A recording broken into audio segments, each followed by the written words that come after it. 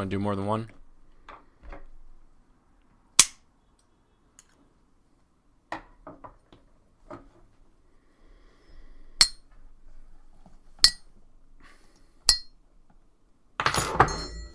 All right.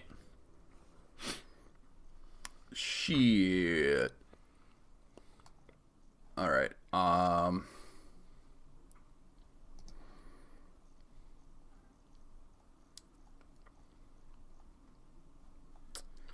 All right. I got some notes. Okay, I'm just gonna do the intro, and why don't we just start talking, and we'll Let's talk about that Beto thing, because I want to talk about that first, and then we'll do Okay. like 5 minutes, and then we run into it. we can talk about it for however long, but we can just use reference like, hey, did you see the thing? Yeah. We'll just repeat the conversation. Okay. What's going on, guys? Welcome to another episode of Bro History. It is Henry, and this time Danny is on the line again. Long time no see, my friend. What's up, man? How are you? I'm doing pretty well. Bro History is your favorite podcast on history, geopolitics, culture. Anything you want to add in there? Tech. At least military tech. Well, actually, I'm doing another tech one tomorrow. Sweet. It's going to be on big tech censorship, but I don't want to spoil the surprise, but that will be released sometime either later this week or next week. But Looking this is forward the to episode. Yeah, I'll let you know. I'll go more into it later. But yeah, welcome to another episode. I'm not sure if there's any more subtleties that we should add to this, but it's nice to see you all. I said that we were going to be doing a Yemen episode, kind of like a Q&A session, but I mean, it's not going to be like a Q&A, formal Q&A. Danny and I are just going to talk about Yemen later in the podcast, and we're going to talk about some other stuff as well. But the first thing I want to ask Danny, did you listen to my podcast yesterday? Yeah, I almost finished it, actually. Nearly done. What are your thoughts? Well, I mean, I think as usual, you do a really good job at framing your arguments around what is said rather than framing your arguments around what you believe or what your gut is telling you. So I really love when you insert, specifically you were talking about Tulsi Gabbard and her town hall, and you're inserting her lines, and I obviously always love when you interject her with like funny little snips and shit. But I mean, a lot of it I agreed with. A lot of it I was with you on. Not everything, of course. Maybe we can talk about that at a later juncture. But it was pretty straightforward, man. I liked it. All right. The man likes it. And I obviously know what you disagreed with. Some of the claims I made about something that happened in a certain part of the Middle East. However, yeah, I'm not trying to plug in conspiracy theories. I just want to say it right now. I'm not trying to plug in conspiracy theories. I'm no Alex Jones, the frogs are gay or something like that. Like, I'm saying things that I've read, documents that I have been given. I got good CIA people. Telling me these things. The intergalactic child molesters are going to be coming and abducting your kids. I'm not doing that sort of thing. I'm just like going through news articles and I'm hearing different things, and like people tell me things, and I look it up and I do my own research, and obviously there's confirmation bias when you're looking things up. But I mean, I have strong opinions on the Syrian war. Everyone knows that. You can tell me that I'm an Assad apologist. You can tell me I'm a Russian apologist, but I don't really give a fuck. It's my opinion. So I'm just going to go from there, and you can check out, you can do your own research if you think that the things that I've said about chemical weapons are so outlandish. However, other than this chemical weapon thing, we were talking about the DNC. We were talking about the primary. We were talking about Tulsi Gabbard, Bernie Sanders. I didn't watch the rest of the town hall. Tulsi Gabbard was really the only candidate I was interested in hearing. The rest, I don't even know who spoke after that, to be completely honest. Did Warren speak, or did she speak today? Or actually, I don't know. I got to check on that. The Tulsi Gabbard one was the only one that I've seen clips of. I got to go back and watch the rest of them. Well, she's the only one who has kind of like a different position, like a position that's not the status quo. So I wanted to hear what she said. That being said, I think Tulsi Gabbard doesn't really have a high chance of winning the nominee. I don't think she has a high chance. I think Bernie Sanders has the highest chance by far. Sure. I think there's probably about a 70 to 80% chance that he is the nominee on 2020. Now that I mean, barring any radical changes, barring anything crazy that happens, which I mean, there's no reason to expect that. I mean, he is older, but he seems to be in good health. Like he's traveling, he's doing. Oh, I'm not even talking about his health. I'm talking about like 2 years is a long time in politics. Like anything can happen. 2 years is a long time in politics, but I think the main thing I'm getting at is that it's a pretty weak field. I don't know if you agree with this or not, but it's a crowded field. Maybe because the field is so crowded, it seems very weak because there's just so many voices. But all in all, I'm trying to say this like without leaning a particular way politically. I don't really see anyone who's generating that excitement. I see a lot of the people who are running, like Kamala Harris and why can't I think of his name? Cory Booker, and who else? Who else is running? I'm forgetting. Warren, butt guy, Gillibrand, butt guy. D's nuts. I think D's nuts has a good chance. No, he always runs. Yeah, he always D's gets like some. D's nuts gets like always a non-zero vote. Like somebody always votes for D's nuts, without a doubt. Does he run as a Republican or a Democrat? I forget. I don't know. I think he might be I think he might be an independent, actually, if I'm not mistaken. I gotta look that up. But you did bring up a good donate point. to his campaign. You brought up a point that I want to counter real fast, and that's, you said it's a crowded field and everybody's got like the same message and all this other shit. And I feel like we're having a little bit of like political amnesia. Just not, 2.5+ years ago, the same issues were happening in the Republican Party. Remember, they had a fuck ton of people in their primaries too, and they're basically all saying the same shit too. Yeah, and guess who won? Yeah, exactly. The oddball won.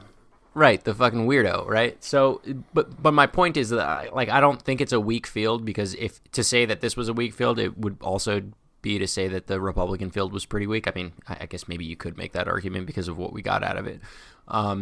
You can 100%. I think that's objectively true that it was a weak field. Like Donald Trump won the nominee. Donald Trump I want to make that distinction because I'm seeing a lot of. Was I'm just seeing a lot of like negative comments, especially on Reddit. Like I mentioned this on the podcast before. I subscribe to subreddits for conservative subreddits for libertarian subreddits, and of course subreddits for liberal subreddit. And I try my best to like see what everybody's talking about just to formulate my own opinions. And I'm seeing a lot of stuff on the conservative side that feels to me a lot like political amnesia. A lot of the criticisms that are being leveled against the amount of people that are running, and like how homogenous the message is and all this other shit is exactly the same as what the left was leveling against the right during the same political season.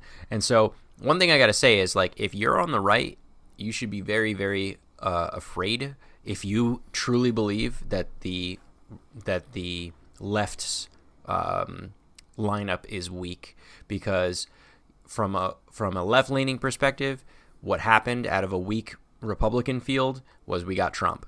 And like, be on whatever side of it you want. Like, if you're a liberal, you probably don't really love that outcome, right? And if I'm on the right and I'm looking at this Democratic field right now, and I think that it's weak, and I think that there's so many people, I would be afraid that some populist crazy person is going to pop out of the there already is one. Who's that? Bernie Sanders. Do I have to be more obvious? I don't think Bernie Sanders is crazy, but that's just my opinion. Well, he's definitely a populist. Yeah, for sure. He's a populist, but he's not crazy, right? And he's like, if you really like sit down and just like listen to him talk, like level-headed, really reasonable shit. I mean, he has stark differences of opinion on how to govern, but he's not insane. Right? He doesn't say things that are off the cuff. He doesn't purport facts or figures that don't exist. Right? He's really straightforward about what he talks about. When he outlines his plans, he has concrete evidence to back it up. Now, whether or not you agree with his with the route that he wants to take to better those issues, he's not talking bullshit when he says, how many people are uninsured, or like how many people are in crippling debt from student loans or any of that shit. Like, he's not lying about shit like that, Whereas, if we look at our dear leader Trump, he just, during the course of the Republican debates and to this day, will just straight up lie, or will quote sources that don't exist or facts that aren't true. Like the fact checkers on the, in the political spectrum went nuts on Trump and still do to this day. So to say that he's crazy, I disagree with that. To say that his policy ideas won't work, you can make that argument, and we can have a debate about that. But I'm not going with he's crazy.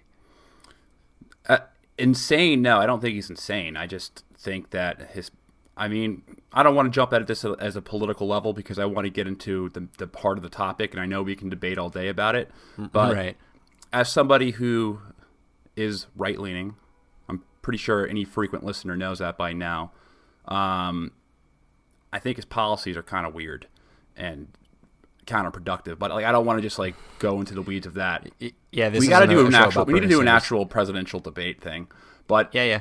But there's one more thing that I want to do on this DNC, though, that's super important. Well, that's what I wanted you to bring up. Yeah. So like I said before, barring any craziness, Bernie Sanders does look like the front runner right away. However, I'm still kind of a Beto guy in the background. I'm still holding out for him. And he's traveling to Iowa, which is first in the nation, to campaign for the guy whose name is eluding me right now, who's running for Senate. And I don't think that is. I don't think that that's a coincidence. Let's just put it that way. He already said that last month. He said by the end of February I'm gonna have made my decision, and then at the end of February he was like, I made my decision, but I'm not telling you right now. And it's like, all right, well, what are you waiting for? Let us know if you're in or you're not, right? And my opinion is, I think he's looking for the right platform to announce. And one thing that he said at a campaign rally for that senator whose name I forget, towards the end of it, he was like, we'll see you soon. Now, I might be hanging on this too much, but that struck me as a glimmer of, I don't know, I don't want to call it hope, but the possibility that he's probably going to run. And if he does, I think Bernie might be in a little bit of trouble because, Beto O'Rourke isn't particularly as socialist as Bernie is, right? So he'll get a lot more moderates on board. And frankly, hate to be ageist here, but he's much younger, much handsomer. He's very well spoken. And I know you have some opinions on Beto that are probably not very favorable, but that's what I wanted to talk about, just Beto jumping in and whether or not he would disrupt that party and whether or not he would have a chance at winning that nomination. So with Beto, I'll be completely honest. I really don't know anything about his policies. I don't know how moderate he is or how corporatist he is. I don't know much about his policies at all. And I think that's the issue. I don't really know that much about him. And if I don't know much about him, then I'm assuming that most people don't know that much about him. The reason why people don't know about him is because he lost his Senate seat. He was pushed up because he was an exciting guy, because I think for some Democrats, but because he could have stolen a red seat in Texas would have been absolutely humongous for Democrats. It would have been huge. All right, if they save that for later. Put a pin in that point. However, I don't think that Beto. I just don't think that coming off a loss, I don't think he's going to go ahead and just become president. Especially having I collaborate with a lot of progressives on this show.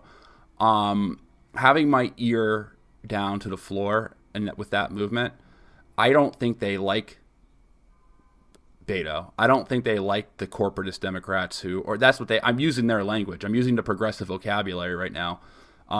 They call them corporate Democrats, and they don't like the ones that are more moderate. They see them as sellout Wall Street shills.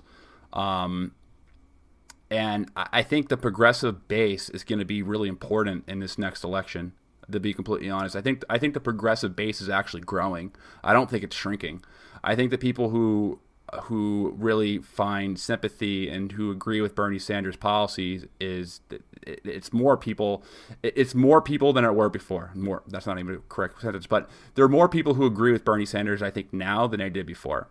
On the other hand, I think on the right, there's more animosity towards a Bernie Sanders type character. So it's not like whatever. It's not like Bernie Sanders is going to be stealing votes from the right, or maybe he is. Maybe he does steal some votes in some of the typical blue states who are still looking for a populist candidate. However, I just don't think Beto has the brand name to do it. It's going to take a lot more than a handsome face. Put a pin in that too. Yeah, it's going to take a lot more than a handsome face to win. Right. Trump was able to come in as an unknown because he already had the brand name.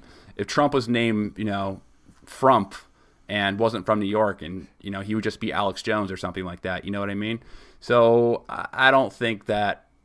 I mean, you can put a pen in this, and if I'm proven wrong, then I'll record. I'll play this again. And by putting a pin in it, I mean let's remember that point that you made, because I'm going to bring it back up. So let's unpack a little bit of this. So first of all, I think that you definitely need to look into this guy. I don't think that you should sleep on him. I think he's got a lot of really interesting policy, and I think he knows how to fucking talk. And that's the first point that I'm going to make, is that anyone who runs against Trump is going to have to know how to debate, and debate fucking well, and look good doing it too. And that's without a doubt important. And the reason why is because Trump, you can't attack Trump with facts, You can't attack Trump with figures. You have to be able to punch, and punch hard, and you have to score like those little wins on the side. And his debates with Ted Cruz, I'll send some over to you, are fucking great. There are points where Ted Cruz got caught in a lie, and instead of saying, oh, well, you're being misleading and all that, he straight up was like, you're a liar. You just lied right now. That's why the president calls you Lying Ted. And it's crazy because, the effect of doing that is twofold. One, he got his point across.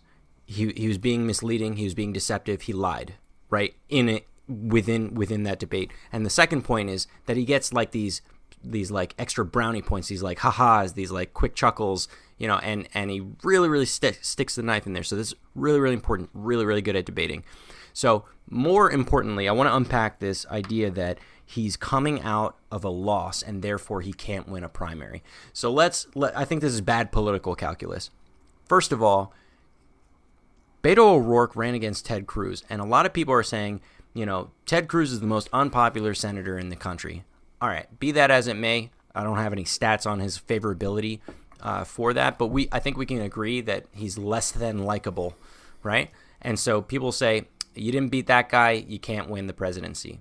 All right, let's take that back a second. First of all, Ted Cruz might be unfavorable in the country as a senator, but when you look at his favorability ratings in Texas specifically, they're comparably much higher than his favorability in the United States. So, with that being said, the United States as a whole doesn't vote for the Senate of Texas, right? Texans vote for Texas senators. So, the fact that he lost to a Republican in Texas is, frankly, duh. Of course he was going to lose, right? I actually thought he had a really good chance of winning, and the fact that he lost by such a slim margin only underscores how fucking good of a job he did there. So to say that because he lost this one election means that he won't do well nationally is bad political calculus, because I promise you that running the platform that he did, running it the way that he did, in any other state other than Texas, he would have won easily, right? It's just he's unfortunately a progressive, left-leaning Democrat in Texas. That's the first point. The second point is that margin was super slim, and despite him losing, he made that gap between the votes so small that the issues in Texas, which is a huge one, gerrymandering, almost didn't play a factor.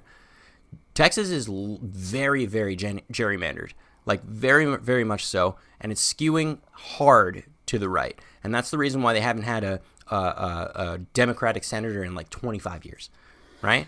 It's very difficult to win an election as a Democrat just with a D next to your name. Doesn't matter what your policies are, because people tend to vote down the line, and the way that they've drawn their districts, the winners are typically have R's on them, regardless of what their platform is, right? So when you take his platform and his ability to debate, and frankly his star power, which is the next point I'm gonna get at that I made you put a pin in, and you bring that nationally, you've got a really, really dangerous combination of things for Trump, for sure, but definitely for Bernie.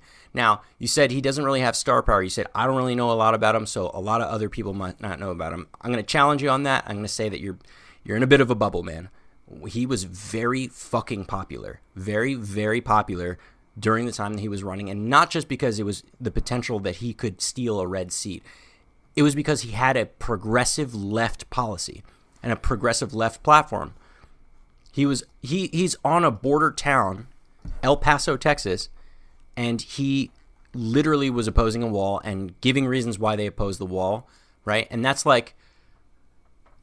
was so politically relevant at the moment that he was running, and it was so captivating on the left. And he's definitely a progressive, definitely left. He's just not as socialist as Bernie is, right? Which is why I think he sits to the right of Bernie, and therefore could capture more moderate votes, could even potentially capture some Republican votes, right? And still taps into the ethos that is going around right now in the Democratic Party. So, to surmise, and I'll let you jump in because I feel like you want to say a bunch of shit. One, he was wildly popular during his campaign in Texas. He was on several TV shows. He's got star power. People know his name, right? Two, he's a really, really good debater, and he knows how to punch, in addition to how to display his facts. Three, the fact that he lost in Texas by such a slim margin shows you how well he would do in other red states that aren't necessarily as red as Texas is. And three, Beto's awesome. And that's all I got.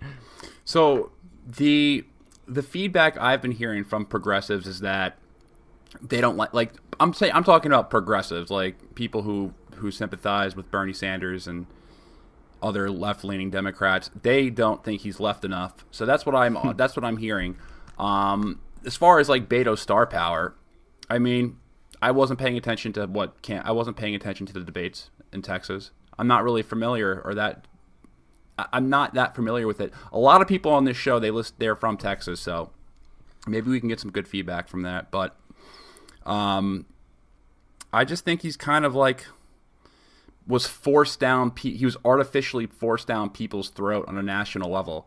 Like, the Democrats really want him to be a star because they know that he's a good-looking, handsome guy, and they know, he's young. They think that he has a political future, but I think that it was a lot of artificial. Maybe it was artificially forced. Maybe you're making those claims. Yeah, you're making those claims without knowing his platform, though. So, like, the reason why he was, but I'm coming at it from someone who doesn't know his platform. So, the reason why I believe you think that he was forced down people's throats in the media is because you don't understand his platform, and the platform that he ran on was like hitting a central nerve in the Democratic Party. Like many of the things that the current lineup of people, including Bernie Sanders on the Democratic side, he's all for. Another point I think you made him about being corporatist, he's far from it. He didn't take any money from PACs at all. PACs are corporations. He didn't take any outside money. It was all individual contributions from within Texas, and he raised a fuck ton of money. Like, he stole that playbook from Bernie Sanders during his primary. Like, he is younger, slightly more moderate Bernie Sanders. All right, well, I'll take your word for it. I'll do more research on Beto. Wait, I'll do more research on Beto if he decides to run, because then it will be more relevant. Fair. All right, and then also you won't have to waste your time. We can take clips from this and rebuke this, and we can see where things where I may have been mistaken on some of his policy. But let's go on to the main topic of the day. We've been on for like 25 minutes. We haven't touched it yet. So let's talk. I wanted to talk about Yemen because tomorrow on Wednesday, the Senate's going to be voting on a resolution to stop funding the Saudis in the war in Yemen. I don't know if you've read about that at all. Mm-hmm. Yeah, it's being spearheaded by Bernie Sanders and Mike Lee, so it's a bipartisan bill. Right. They tried passing one last month in February, but the bill got fucked up. The reason why the bill got fucked up is because they put language in the bill regarding anti-Semitism and support for Israel, and then the bill got, like, because the bill had that language in it, it was no longer considered like a, let me get the exact language on it. It got fucked up because of that. Like, they put too much irrelevant information inside the bill where they couldn't pass it through. They couldn't actually pass it through the House, even though it was voted on. Like it. Mm-hmm. Typical politicians. Yeah, typical politicians. They fucked up the bill, probably purposely. But they're voting again tomorrow. I wanted to talk about Yemen because I wanted to give like kind of like a basic context. rundown and context of what's been going on over, I don't know, since. It's easy to say from 2015, and there's a lot of common misconceptions about the war. So let's start at the beginning. How did all this shit happen?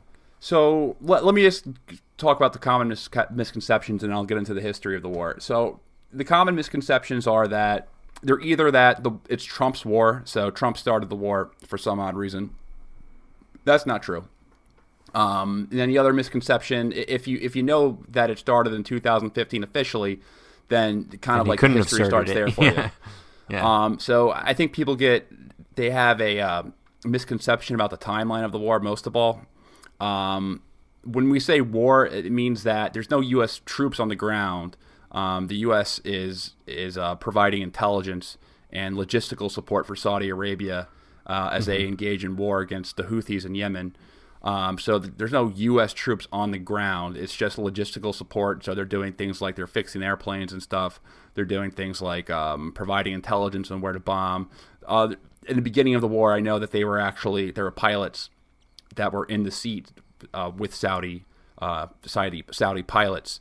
I don't think that's the case anymore, as far as I know. But I know at least in 2015, I heard multiple reports of U.S. pilots co-piloting Saudi jets or U.S. jets that were purchased by Saudi. Yeah. But yeah, let me get into the actual history of the war. So I think people need to understand that Yemen has been in a state of war since the 1960s. Mm-hmm. So basically, there was a civil war between royalists backed by the Saudis and communists backed by the Soviets and the Egyptians. And this was like the famous war that Nasser got involved in, the president of Egypt during the 50s and 60s. And it was like Vietnam for him. It was a complete disaster. They say that one of the big reasons why Nasser in Egypt got his clock clean during the 1967 war with Israel is because he was so tied down in Yemen, which is probably true. You know, he was so tied down in Yemen that Israel just knocked him out immediately. And he was destroyed because of that. Well, after that war, Yemen split, and it remained two separate countries for about 30 years or so. So prior to 1988, Yemen was divided into two different countries. In the south, there was the People's Democratic Republic of Yemen, and the capital was Aden. And then it was the only communist country in the Middle East. And they were allied with the USSR. They were getting most of their financial aid from the Soviet Union. In the north of that, it was the Arab Republic of Yemen, which was an Islamic state. So polar opposite. It's a communist country. This was a theocratic state, and its capital was Sana'a, the capital right now. Mm-hmm. And the North Yemen was much more prosperous. It was highly populated. I think the population was 7 million in North Yemen. It was 2 million in South Yemen. What happened is that when the Soviet Union fell, they couldn't afford to dish out the financial aid anymore to South Yemen. So South Yemen was about to collapse, so the two countries started talking about reunification. And that ends up happening in 1990. So Saleh, the president of North Yemen, he was president for 11 years prior of North Yemen. He became the president of the new unified Yemen. And the former president of South Yemen, he became the VP. And I can't remember his name at the moment, but it was like Abid or something. So During the Iraq War, the first Iraq War, Desert Storm, Yemen takes the side of Saddam Hussein. And they don't, like, actually take the side, but they express support for Saddam Hussein. Mm-hmm. And as a result, the U.S., the rest of the Western world, and all the allied Arab states of the U.S., they cut their financial aid to Yemen. And remember, this is the poorest country in the Middle East by far. So conditions get really, really bad. And the part that really suffers the most is South Yemen. South Yemen is the poor. I mean, the whole country is poor, but South Yemen is among the poorest places on this planet. Mm-hmm. So the VP, I think his name is Abid, he starts pushing for an independence movement, and a civil war starts. And this is around 1994, but the war was pretty short. So North Yemen wins, and the country stays unified. But Saleh, the president, mm-hmm. he kicks out Al-Bid, and he brings in his defense minister, Hadi, to be the new VP. He's the president, the overthrown president, or whatever you want to call him right now, of Yemen. He's the current president, Hadi. And so his defense minister, who was promoted to VP, is now currently the president of Yemen. Exactly. So I know it's a lot of information out there, but that I just threw out. But yeah, the guy who's president right now. What's that? Just trying to get it straight. Yeah. Yeah. So the guy right now was a former defense minister, and he was upgraded because the previous VP tried to split the country in half. Again. But around this time, and take note, this is like the early 90s. So later in the 90s. There's a huge Al-Qaeda insurgency in South Yemen.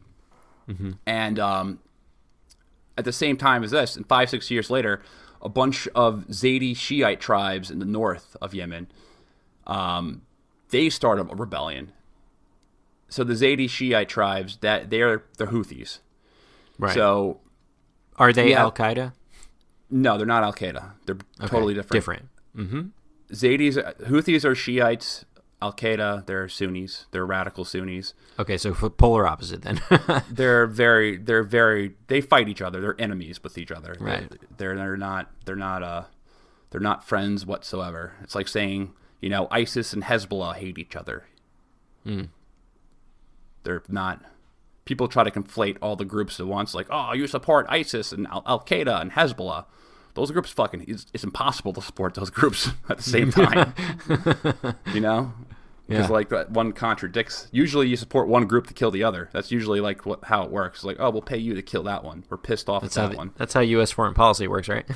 In a nutshell, U.S. foreign policy is, all right, what militia groups should we side with right now? Let's pick the Shiites this time. Okay. All right, let's pick the Sunnis. Let's pick the Shiites. It's like a coin. It depends on who's in power. So if whatever regime we're trying to change, usually that's the sectarian group that we back. Yeah. So Saddam Hussein was a Sunni, so we back the Shiites. Bashar al-Assad was a Shiite, so we back the Sunnis. So it's like always, it depends on who's the leader at that time. Our main number one wolf in the Middle East right now is Iran. So oftentimes we're a lot more sympathetic to Shiite groups, or not Shiite groups, Sunni groups. Sunni groups, right? Rather than Shiite groups. But we haven't at the been same time we're still allied with. Yeah. At the same time, we're allied with Iraq, and Iraq is majority Shiite. In Iraq, we're allies with the Shiite militias there. We allied with them heavily to reclaim Mosul after it fell. So it's a whole shit fest. But I'm losing my point. So yeah, so Al-Qaeda. There's a big Al-Qaeda insurgency in South Yemen in the late '90s, and there's like a two-front war with Saleh, with the Houthis and Al-Qaeda. Barack Obama becomes president in 2009, and he tells the CIA to unleash the drones against Al-Qaeda in Somalia, Pakistan, and Yemen. Mm-hmm. And remember that when Al-Qaeda declared war, Obama unleashed the drones, and that's right. Yeah. We had them, so he's like, well, we got to use them. I'll use them. Well, no boots on the ground, but damn, these things are cool. I Yeah, it always did a lot wonder. of damage. I always wonder when they like gave Obama kind of ran on a platform. He didn't really specifically say that he was a non-interventionist, but he implied it. He without a doubt implied that he was one. Well, I think a lot of people got that impression because he was talking about pulling out of like the Iraq and Afghanistan wars, right? So that was like a big trope, like trying to get out of foreign wars. So everyone got the impression that he's an interventionist, but really he was just like, all right, this is a blood and money suck, right? We need to stop doing that. It's just more effective if we just send drones over. That's what ended up happening. What would happen is that our strategy in toppling nations shifted as well. We found out that there was an easier way to do it. Well, actually, we found out this through funding the Mujahideen in the 80s, that you can foster sectarian violence to overthrow a government that you dislike and use drones at the same time. And I think that I always kind of wonder if Obama walked into the White House and he was like, well, we need to get out of here. We need to recreate America's image. We can't be a big bully. And then somebody handed him a drone controller, and he's like, oh, well, this is pretty nice. Whoa, White House, you're telling me I can control these from... I mean, that's a funny theory, but I'm pretty sure there's a bunch of steps in between him saying he wants to pull out and him getting that controller that affected that decision. But sure, it's fun to think about. Okay, I know it is fun. So, all right. Obama declares war on al-Qaeda in Yemen. That's the most important thing to take note. And what he does, you can't just start bombing a country. I guess you can, but you can't. You're not supposed to just start bombing a country the hell out of nowhere. So he goes to Saleh, the president of Yemen at this time, and he starts bribing him with guns and money to get permission to wage a drone war on al-Qaeda in the Arabian Peninsula. So what Saleh does is that he takes the guns and money and he starts to go after the Houthis in North Yemen. But he doesn't succeed. There's like, I think he went after them like 4 or 5 times. Like he kept on getting pushed back every single time he went after the Houthis. And the Houthis end up getting bigger. So the Arab Spring happens. We don't have to go over that. So yeah, the Arab Spring happens. And there's all these massive protests. There's assassination attempts. Saleh's actually wounded in an attempted bombing, or an actual bombing. Attempted assassination would be a better word for it. And while he's out, the Saudis and the U.S. decide to replace him with the vice president, Hadi, the defense minister, who... Right. So they literally hold an election with a one-man ballot. And you can look this up. You can Google Yemen ballot. Look it up. Yemen ballot. All right, let's see it.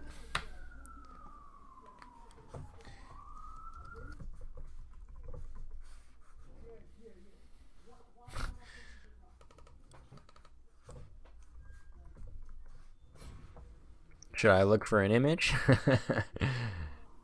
Yes, look it up. Oh my God. Wow. Check here for the one guy. It's ridiculous. You would think that they would set up a straw man. Look at his face too. I hate his picture. Oh man. Wouldn't you also think that? Go ahead. No, I was just gonna say the picture of the country with that like all the colors, like they're just a couple shades off the gay pride flag there, but I don't think that was intentional. Yeah, no, that's silly. Do you even is there even a spot for you to put your name, or you just it's just like a paper ballot, like put a check mark here and you're good to go? It doesn't fucking matter. It's a one person ballot. You can literally shit on every single ballot. He would still become president. Yeah, there's a gay flag next to him. Yeah. I mean, that's hilarious. If you're trying to, I just this realized is a total joke. Yeah, it's like a total joke. Yeah. If you saw that in New York City, you would think it was a gay club.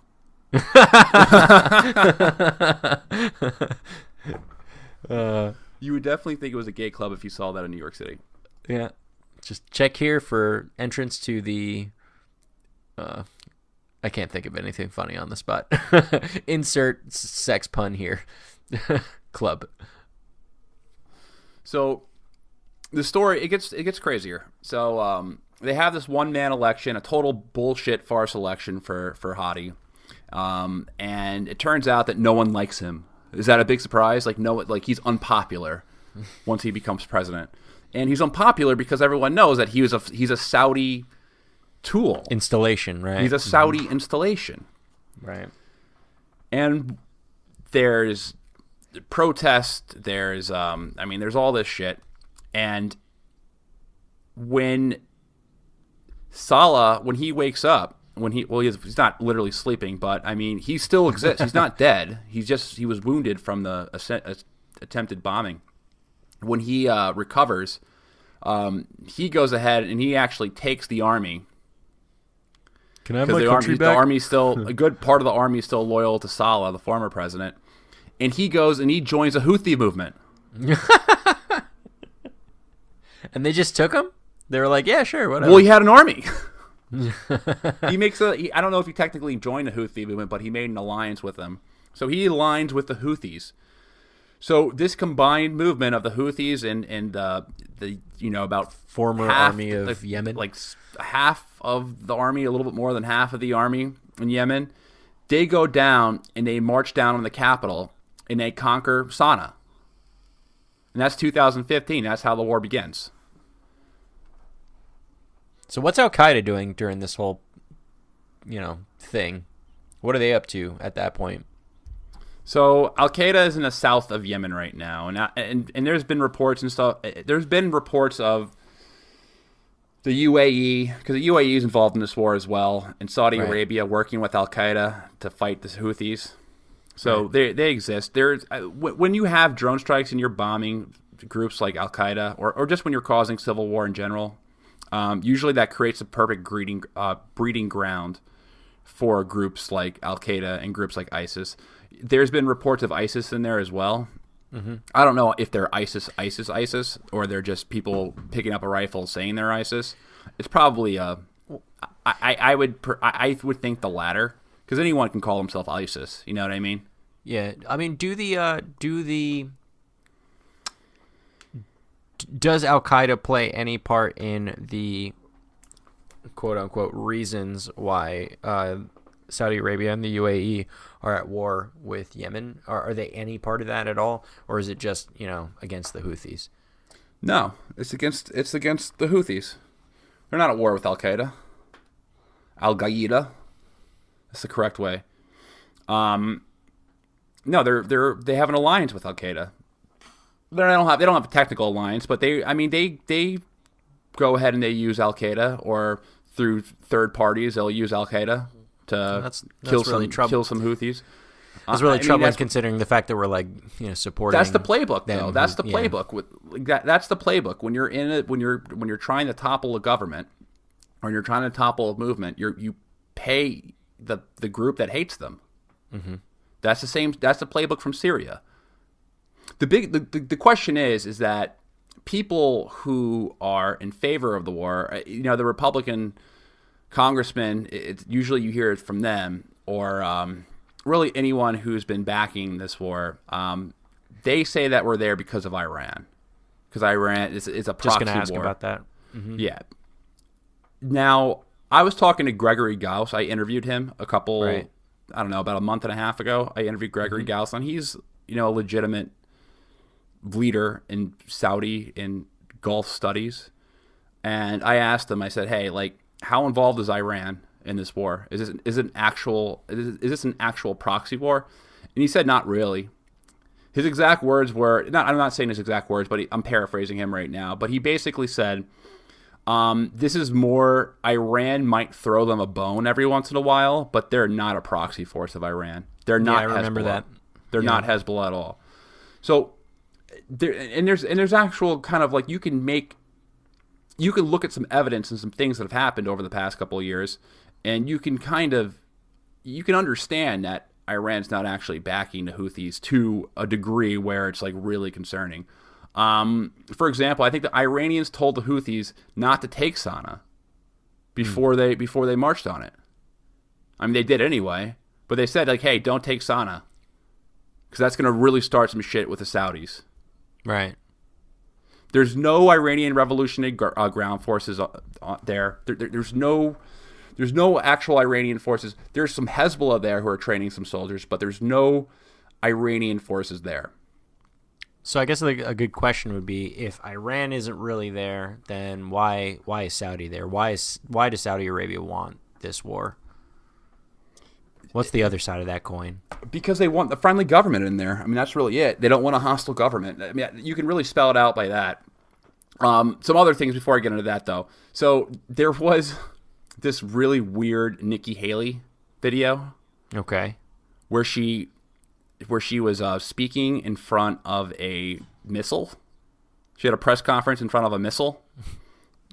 And she was saying, this is evidence that Iran is supplying the Houthi movement. Well, it ended up that missile ended up being from North Korea, and it tracked it down, and Yemen bought that missile a long time ago. So I really so don't. The Iranian thing doesn't even have legs then, really. I think that Iran sees this as a good opportunity for just to fuck with the Saudis a bit. Yeah, sure. Because the Saudis are using millions. And they kind of, I think Iran recognized, like, man, the Saudis are really they're digging their own grave with this one. Like, let's not stop it. Maybe we'll throw them a bone every once in a while.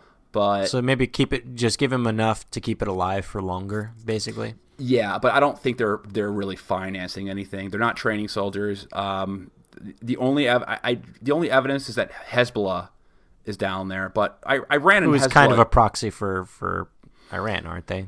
Yeah, well, I mean, they were founded by Iranians. Like, yeah, like they're not Hezbollah. They're not like this asset of Iran. Like, I don't think Iran really gives a shit about the Houthis that much.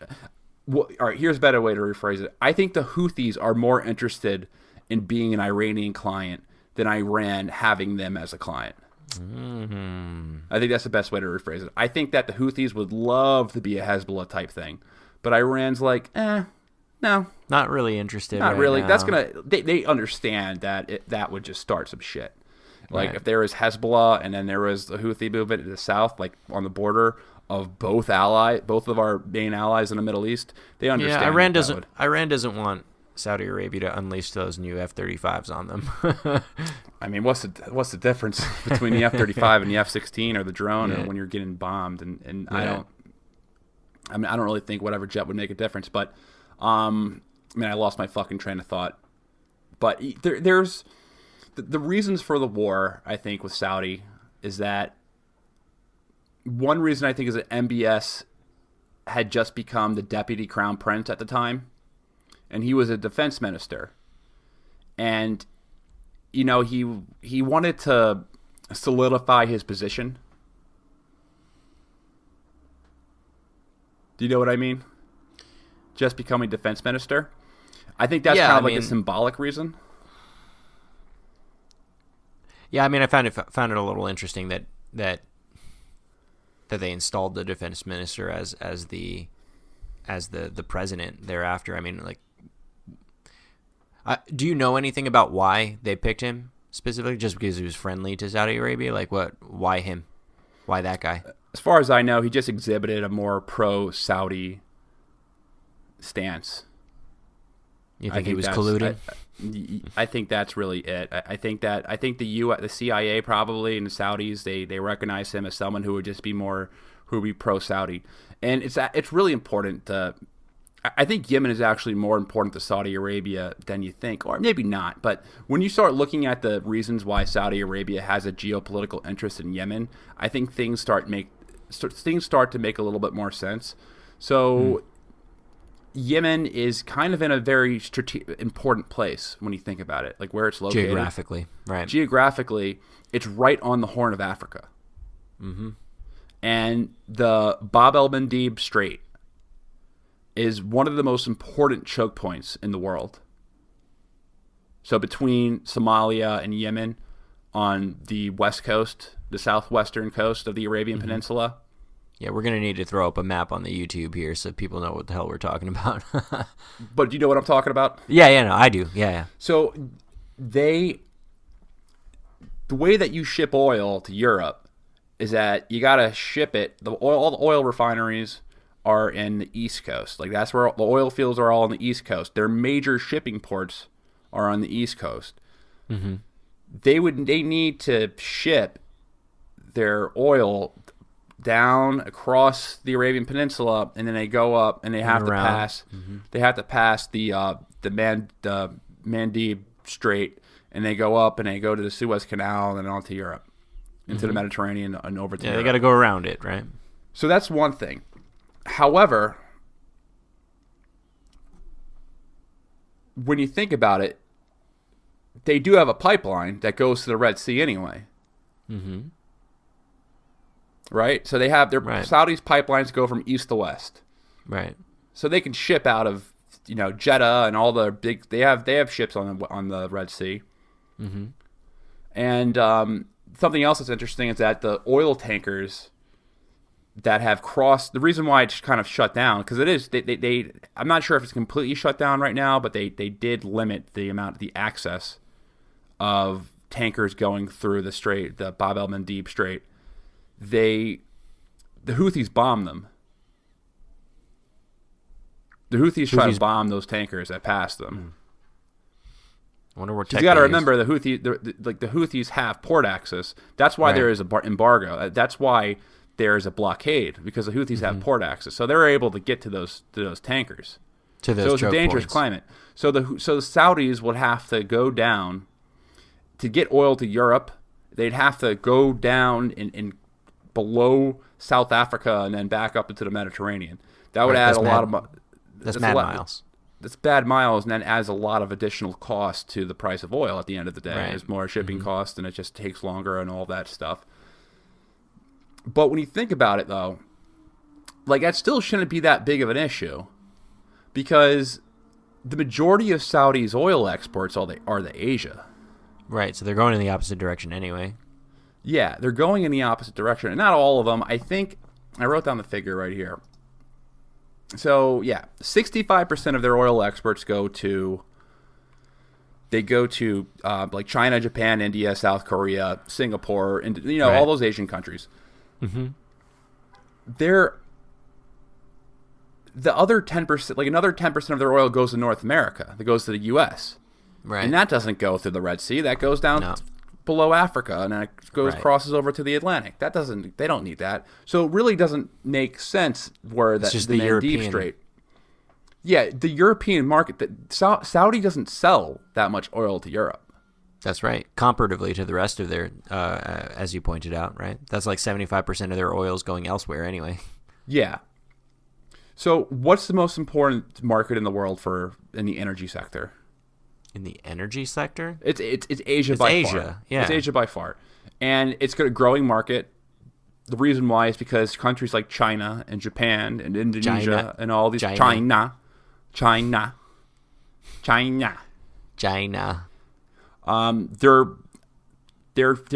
fresh on development, really. Yeah, you know what I mean? Like right now. Yeah. They're not in the stage that a lot of Western countries are. They're in the growth phase, right. And what they're you already need to grow, huge, yeah. You need energy. Absolutely. You need lots of energy. Mm-hmm.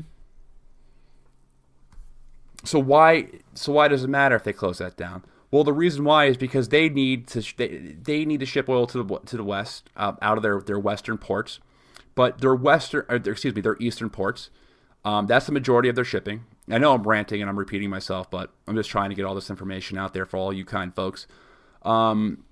They're trying to ship oil out of their eastern ports because that's the majority. That's where their oil pipelines are, and that's where their biggest ports are. I think it's about 65% of their oil is shipped from their west. So this is on the Strait of Hormuz. Mm-hmm. So the Strait of Hormuz, on the other side of that is Iran. That's right. Now, if there was any type of conflict with Iran, between the U.S. and Iran, between Israel with Iran, between Saudi and Iran, between any country, any Western country with Iran, then what would Iran use as a deterrent? They don't have nukes. Right, they're going to shut down the Straits of Hormuz. Their deterrent is shutting down the Strait of Hormuz. That's right.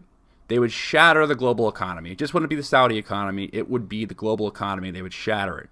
Especially those Asian countries. That's why I don't think Iran ever really needed nukes. Like, I think that, yeah, nuclear weapons, they're deterrents, but I think some countries have other deterrents besides nuclear weapons. As we spoke about North Korea, we said that they have other deterrents besides nukes. They have artillery. Yeah, right. Artillery. Their ground forces. Their ground forces, but they also have another kind of weird kind of deterrent that you don't really think about, and that's the threat of their migration. Like, if you destroy that state, where are they going to go? You'd have North Koreans flooding into China. China doesn't want that. China. Whenever I say China, I just can't stop and laugh. China. Yeah. China. China. They don't want that.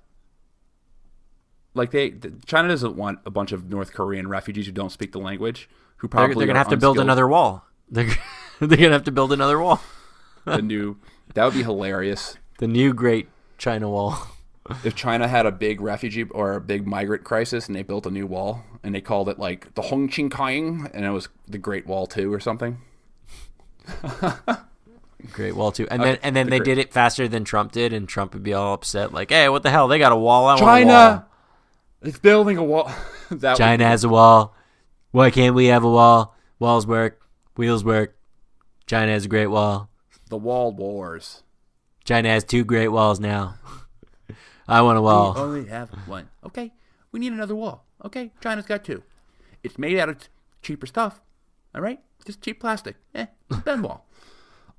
Yeah. So if Iran shut down the Strait of Hormuz, the whole world is shattered. Like, the global economy is shattered.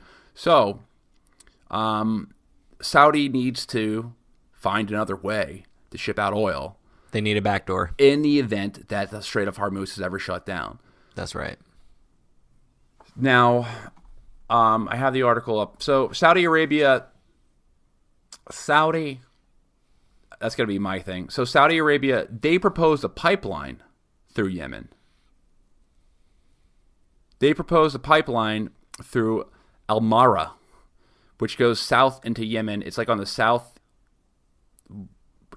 part of Yemen. It just goes straight down the east coast, right? It goes straight down the east coast from their oil fields, and they would potentially ship out oil there.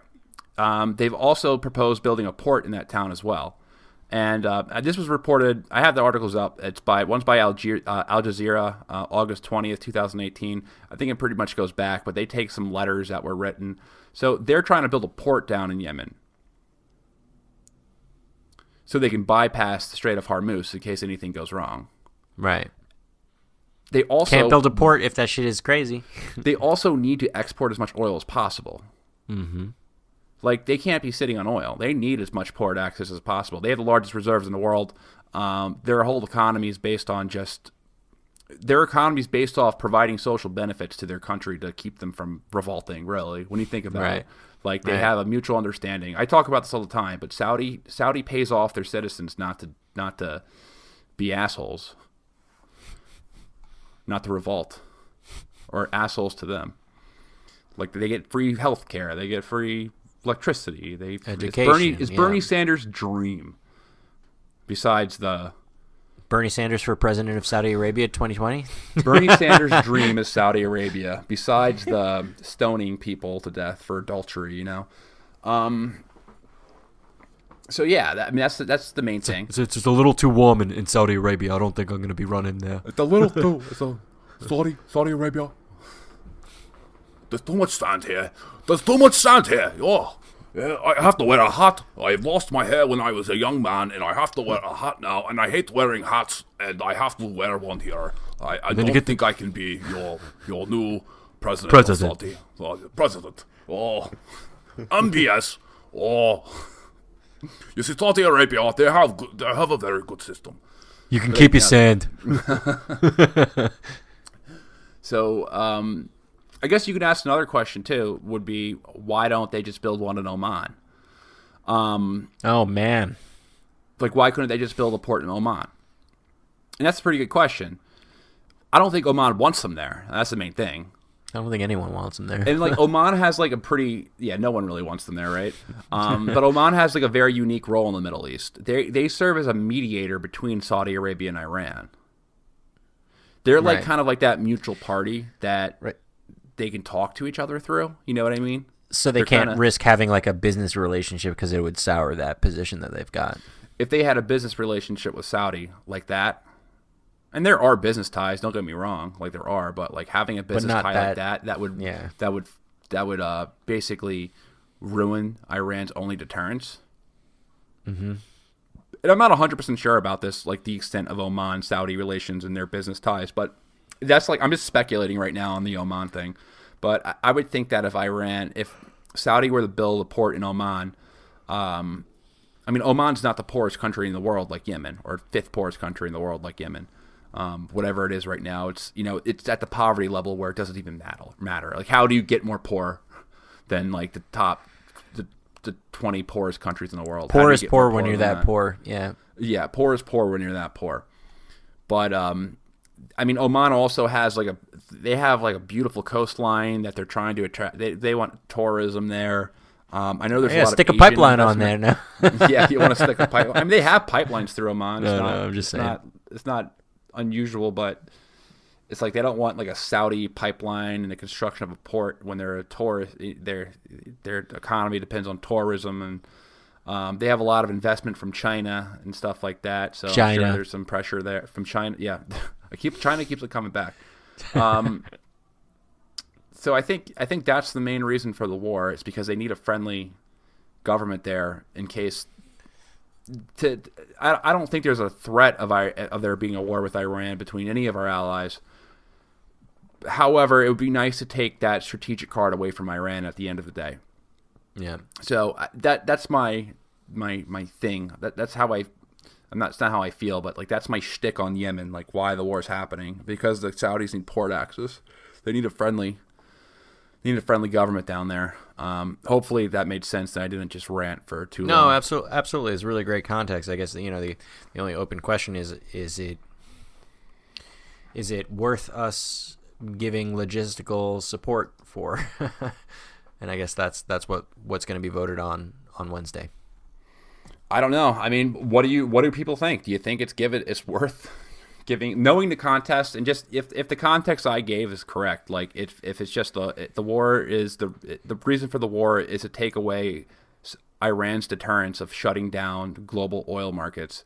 I mean, do people think that's worth it? I don't think it's worth it. Like I think first of all, it's definitely not worth it for Saudi. No.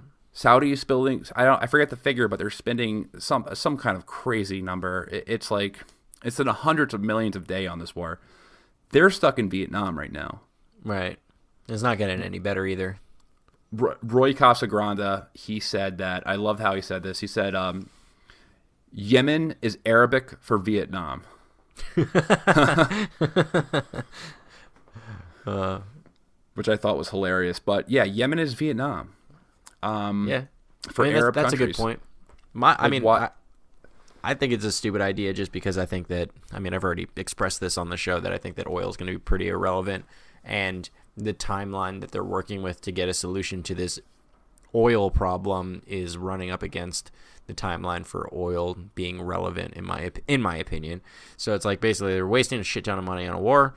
They're going to waste even more money if they ever come to a resolution on said war and get what they want out of it. By that point, who knows? Who knows? Well, I think the humanitarian reasons are just them alone. Yeah, makes it unacceptable. But they clearly don't give a shit about the humanitarian points, right? So if I'm making a pitch to MBS to be like, hey, you should probably stop, the humanitarian part is probably going to be the last thing I'm going to talk about, even though that's probably the most important thing to talk about. They don't give a shit about that. Like, if they gave a shit, they wouldn't be doing this in the first place. What they give a shit about is the oil, the money, and it doesn't look like either of those situations are panning out to be very profitable for them. So there you go. Well, there's no end for them. There's no end for Saudi. It's like I think they want to get out of this war somehow, but they just don't know how to. Like, I really think they know that this is a huge mistake, and this is ending up this has turned out to be a total disaster for Saudi.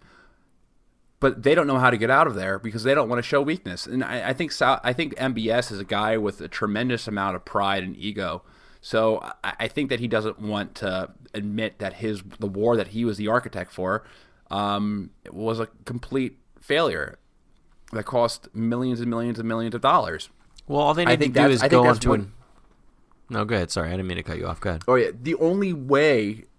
what does victory look like for this war in terms of Saudi? Like, what does victory look like? Is it you get Hadi back on the throne? That's not going to happen. Right.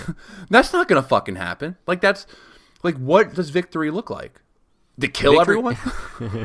Victory for them should be that they use all that money that they would be using in this war to buy an old U.S. aircraft carrier, and then MBS can go like to a old vintage thrift shop and pick up like one of those flight suits, and he can go on the deck just like George W. Bush did and said, "Victory!" And that's what the end of the war should look like for them. Yeah, mission accomplished. Yeah, we killed 200,000 people. We won. That's the score we were looking for. But yeah, the humanitarian. I mean, I don't want to go over just the humanitarian stuff because I think anyone who's familiar with Yemen right now, they're probably listening to this because they know the human cost to this war. And maybe for those people that didn't know about it, now they can get some broader context to it because there is a huge human cost to this. So the thing about getting the metrics for this is that I'm always really confused when looking at the death amount. Really, any war in the Middle East it's really impossible to get like a proper amount of casualties. But I do know that the numbers are they really vary anywhere between like I've seen figures that are as low as 10,000 and as high as like 200,000. Like I've seen a lot of numbers that have very broad range.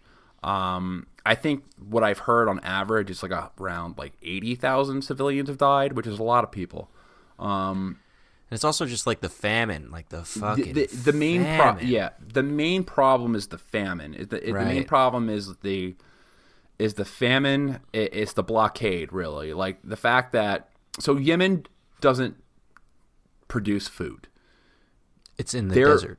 They're in the middle of a desert, so they can't like grow their own food. Like they depend on imports to feed their population. They can't do that. So a big part of the population is on the brink of starvation. And of course there's other things as well, like there's cholera outbreaks, there's all these diseases. I've seen like different figures on that as well. Like I've seen figures where they said like 50% of the country has cholera. I don't think that was true. I think the way that they were doing the stats is that they were counting anyone who had diarrhea as someone with cholera. And of course, a lot of the pictures that they're showing of these people who are starving are people in the cities with, they're meant to get your human attention. Not to say that suffering isn't going on, because it absolutely is. Yeah, definitely. The majority of that suffering is out in the country, because people don't. Yemen is kind of like sparsely populated. Like people live all over. So most of the people who are dying, you're not seeing. They're just in their houses and they die alone, which is sad, which is sad. I say it so objectively, but it's like it's a fucking humanitarian crisis, big time humanitarian crisis. Thousands of people are dying a day. I don't know about thousands, but like many people are dying a day due to airstrikes and things like that. And many more are literally suffering. Like even if death is almost sweeter than what they are experiencing right now. Like the famine, the disease, just the uncertainty of living in that country is almost a face worse than death at that point. And there's millions of people that are being affected by that. You're doing it. You do a better job at describing emotional stuff. Well. But it's fucking bad. It's you have really more fucking emotions. Bad. You have more emotions. It's really fucking bad there right now. So what can the U.S. do? So the U.S. can stop providing logistical support and selling the weapons. That's what the U.S. can do if they wanted to stop this. And that is being set in motion. There's been, I think we spoke about this briefly, but there's been a couple of bills in the House or resolutions in the House and the Senate to put an end to stop providing logistical support to Saudi. There's one tomorrow. Now, after hearing the context that it's an effort to placate, Obama literally said, Obama didn't say this, but someone from the White House said that the reason why they gave the green light on the war in Yemen because they wanted to placate the Saudis after the Iran deal. I mean, that wasn't... If that's the truth, that's a fucking mistake. It was a mistake. Heard one. But it's especially a mistake if you're not a fan of the Iran deal in the first place. But I think that's very fucking troubling. I always have this question about it, but it's just like, why placate them? They're just not. This relationship doesn't make sense. Like, we're not getting anything out of them that is of benefit to us in any meaningful way. And, and it won't be of benefit to us in 20, 30 years. Definitely not, so I really hope that this legislation goes through, and then maybe MBS can use this as a spring off point to be like, hey, we can't continue the war here because the U.S. isn't helping us anymore, so maybe it'll make them look less bad for pulling out and less weak, So I don't know. Who knows? They need to find some way to declare victory. That's the only way that Saudi's going to get out of it. I don't know what victory looks like. It doesn't seem like victory is going to be. There's no realistic way that you could say that Saudi came out of this a winner. They came out of this looking. There was a combination of things because no one knew about this war. Most people can't point Yemen in a map. Let's just be honest. I'm not saying it's wrong. I'm just saying Yemen's not covered. You know what I mean? Like, it's not someone's fault if they don't know about the war because it's just very sparsely covered. I've heard something really crazy. So between August 2017 and August 2018, MSNBC didn't cover Yemen once in 1 year. Jesus. 1 year. I don't know about the other networks. I just saw this interesting stat. It might have been longer. So, because of what the stat I saw was from August 2018. It was like, MSNBC hasn't covered the war in a year. That's fucking crazy. MSNBC is a major broadcaster. They're a top 3 news network in the U.S. That's nuts. They are a majorly left-leaning one. And, MSNBC is the new war network. Yeah. MSNBC stole that from Fox News. Yeah. It's kind of weird to see MSNBC because like now you have MSNBC went out of their way to like hire all these ex-intelligence guys and all that, and they have Rachel Maddow is just now obsessed with Russia. MSNBC is just I think it's kind of like a left-leaning flavored newscast for the deep state. And I know that sounds so Alex Jonesy, but they've been infiltrated by the deep state. MSNBC's been infiltrated by the deep state. Oh, baby Jesus is going to come down. Lord Xenu resurrected. Joseph Stalin will come back and enslave all of America with globalist policies and put us into gulags in Canada. Oh, they're turning the frogs freaking gay. I'm sick of this shit. I'm sick of this. Did you see him on Joe Rogan the other day? Oh my God, no! I heard he was though. I can't wait to watch it, dude. I didn't see the entire art. I did not see the entire video or the. This is like interview. Appearance number 2 for him, right? On Joe Rogan, right? I just want to see your reaction. Oh, I'll have to watch that now. All right, no, like as soon as this put on Joe. Joe. I'm gonna play this on the podcast too, so people can hear this. Joe Rogan, Alex Jones freaks out and starts yelling at Eddie Bravo. I don't know if you have to type that in YouTube, but it is unbelievable. It is shocking. All right, Alex Jones meltdown and yells at friend Joe Rogan. They're friends? Yeah, they're good friends. Oh, it's kind of cute that he's in front of his backdrop. Okay, I can't do this. This is like several minutes. I'll watch it. Play the clip now, and let's just pretend that I'm blown away. No, you have to watch it. Come on. It's like everyone 15 can be patient minutes right long. now. No. There's one part. All right, find it for me. Everyone who's listening to this podcast. I found it. No, this is on 2017. No. I think goes off on Eddie Bravo. Okay. Yeah, goes off on Eddie Bravo. 7 minutes and 56 seconds. I want you guys to yell at each other while I go pee, is what Joe Rogan just said.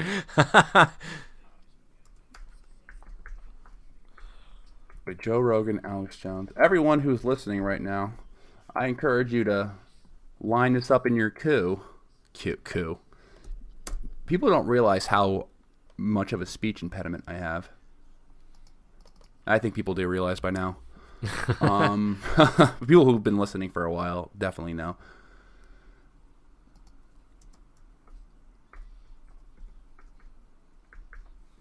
Wait, here's the... All right.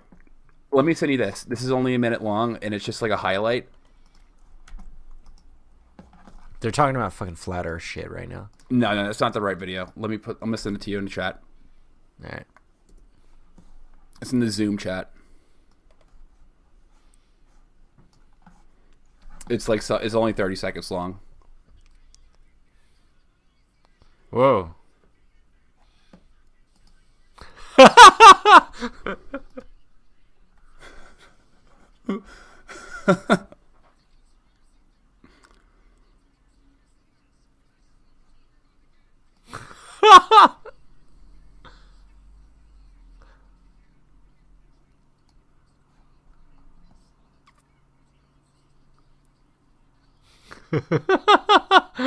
Oh my god, I love those like animations that they put on. You like went Super Saiyan and shit. That's awesome.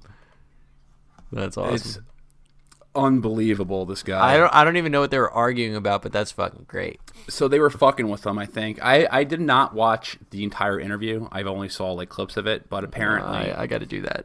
Apparently Eddie Bravo was fucking with him, and he was telling them he was saying that the late term abortion bill that passed in New York and they tried to pass in Virginia was only a conspiracy, and that didn't happen. He's like, Alex, they were like fucking with them. They're like, you're making it up. You're making it up. You know, Alex Jones is all about the kids. Like, they're killing the kids. They're killing the kids. Goddamn vampire pedophiles are coming to take us away. They're going to take our kids. They're going to go through their wall. There's a new cloaking device from George Soros. Hillary Clinton was involved as well. Like, you know. So they were like just saying, from the context I got, they were just acting like it was a conspiracy and that he was making it up. That's funny. And that's why he freaked out.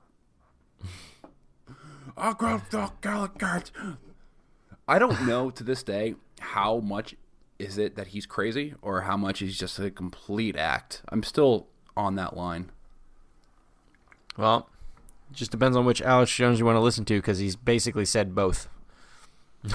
He's basically said both. He basically has said, like, you know, on his show, he's like speaking the truth, and in the courtroom, he's just playing an act. So who knows?